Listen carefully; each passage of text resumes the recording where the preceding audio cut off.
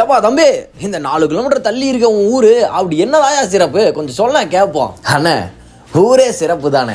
எப்பவும் சோர்வடையாம ஓடுற காவேரி ஆறும் பவானி ஆறும் ஒன்னா சங்கமிக்கிறது எங்க ஊர்ல தானே. உறுதியானதுதான் எங்களோட நெஞ்சும், அதனாலதான் கைத்தறி நெசவையும் நெஞ்சோம். அப்படி எங்க உழைப்ப பார்த்து தான் இந்த உலகமும் உயர்ந்துச்சு. ஜமகால நகரன்னு புகழ் பெயரையும் சூட்டுச்சு. கூடுதொரன்ற பிரம்மாண்ட சங்கமேஸ்வரர் ஆலயமும் இங்க தானே இருக்கு.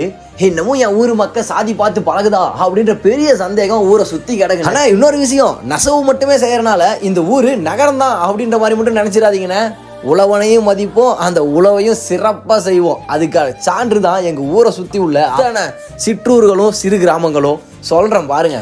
காடையாம்பட்டி, சேரூராயம்பாளையம், திப்புசெட்டிப்பாளையம், சின்னமோலப்பாளையம், குருப்புநாயக்கம்பாளையம், ஊராட்சி கோட்டை, ஜம்ப, சன்னியாசிப்பட்டின்னு இன்னும் நிறைய கிராமங்களை பத்தி நிறைய கிராமங்கள் அழகாவும் அவ்வளோ அம்சமா எங்க ஊரை சார்ந்தும் ஊரை சுத்தியும் ஊருக்குள்ளயுமே இருக்குதுங்க. இப்பவும் என் ஊரு பசுமையாவும் ரொம்பவும் செழிப்பாவும் சந்தோஷமா வாழ காரணம் தோ இந்த ஒரு மன்னர் தாங்க. காளிங்கராயன் மன்னர்.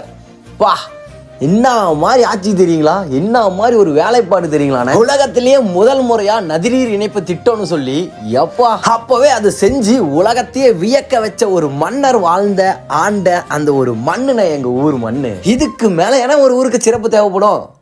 நீங்க சொல்லுங்க.